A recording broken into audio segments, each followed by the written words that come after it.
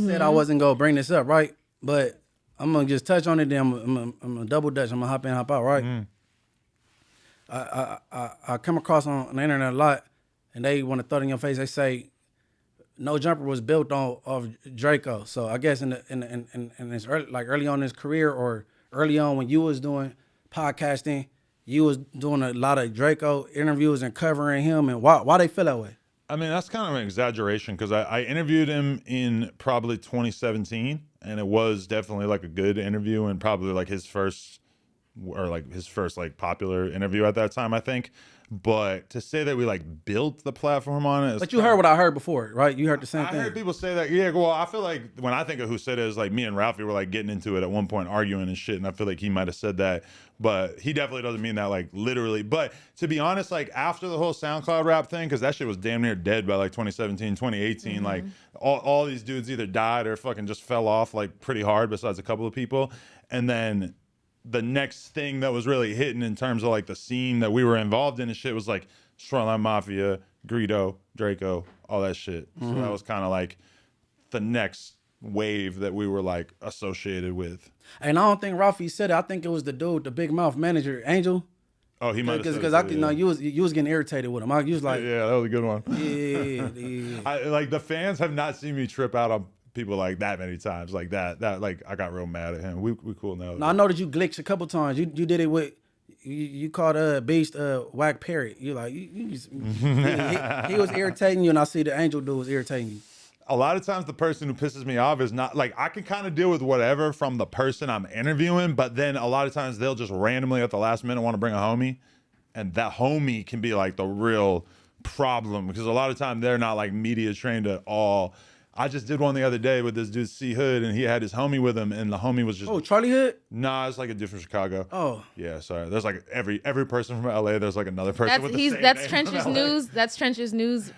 Exactly. Okay. And so we interviewed him, and he brought his one homie with him, and the homie was drunk as fuck and acting crazy the whole time. And the whole time you could just see him getting more and more mad at his friend. And but I feel like that's like a weirdly common thing. That like somebody will bring a friend on, and the friend will be like way more annoying. My homie go shut the fuck up. And you should have that conversation with him beforehand. Be like, I don't gotta have it. This is my interview, so like you could pop in and say some of those shit, but like let me like run this. But like a lot of times the friend does not get that. Is it hard sometimes, like when you look back, like, dang, a lot of people that have come up here are either that you've given opportunity are either no longer here or in prison. Like, do you ever look back, or is it ever like, do you ever get anxiety going home, like hearing so many crazy Who stories? not here? Who in prison? I mean, Drakeo, he rested. No, I'm not even speaking on him. It's just a lot of people that've been on the platform. Even from just, the SoundCloud yeah, era, from SoundCloud to now. There's a million people from like, even like there was one day where I interviewed Mo3 and Young Dolph, and then boom, they're both gone. There was a day where I interviewed Lil Peep and Combat Jack, who's like one of the first podcasters I ever fucked with, like an older dude from New York. A couple years later, boom, they're gone. I was like fully lost track of how many people died who've been on the show. It's crazy. The podcast, they from the streets? I mean, it's all over the place from like, because it's always like the dudes from the streets are more likely to die from getting shot or whatever, and then the dudes who aren't from the streets are always more likely to die from like pills and shit. Yeah. What's his name? He actually turned his life around with Boot Gang. I remember that was a crazy, and I remember watching. I was like, burnt out. He's Christian now. He's changed his whole life around. Good. That shit he was on could have got him shot out here. Oh man, because he was tripping. Because who was it? He there was a party in LA where he got his ass beat by some dude, and I forget who it was, but it was some well-known street dude. Fuck, somebody told me at one point that the dude who beat him up was somebody you don't want to play with out here. I forget though.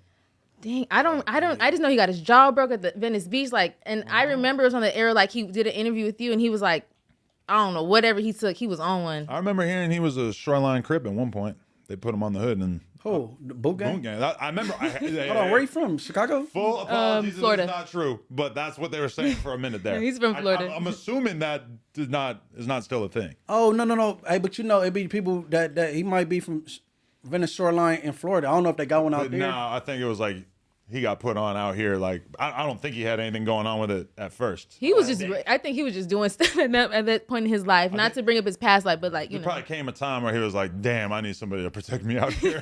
Yeah, because he was. Look, my Venice Shoreline Chris, man, tap in those times. Yeah, you know what I'm saying? The comment, yeah. DM me. I want to know if he's from Venice Shoreline. Yeah, he turned Christian. Yeah, he's complete. His life is completely different. But I That's seen him good. fight Supreme Patty. I went and I announced a boxing match that he did with Supreme Patty in like 2021 or some shit. Did he win that fight or Supreme Patty won? He whooped Supreme Patty's ass. Yeah, I was gonna say, cause yeah, it cause was he totally unfair. Who He's is like that? way bigger than him. Who is Supreme Patty? Like an Instagram dude. Like he used to Yeah. be making skits back in the day. He's a white Squeezing dude. lemon juice in his eyes. Yeah, this little white guy. Hold the. Hold on, squeezing lemon juice in his eye. No, I was gnarly. Yeah, yeah, that dude was crazy. it was ugly. That dude That's was stupid as crazy. shit. Hey, me, hold on. I feel offended. Me being shot and can't see shit, and you got niggas running around squeezing lemon shit in their eyes. Yeah. Yes. Nah, what's his name again? Supreme Patty. I'm never clicking on him ever. That's some stupid I don't ass know shit. if he's even that popular. I just remember at that time he was pretty popular. Did he lose that fight? yeah. Hopefully, he's a dummy.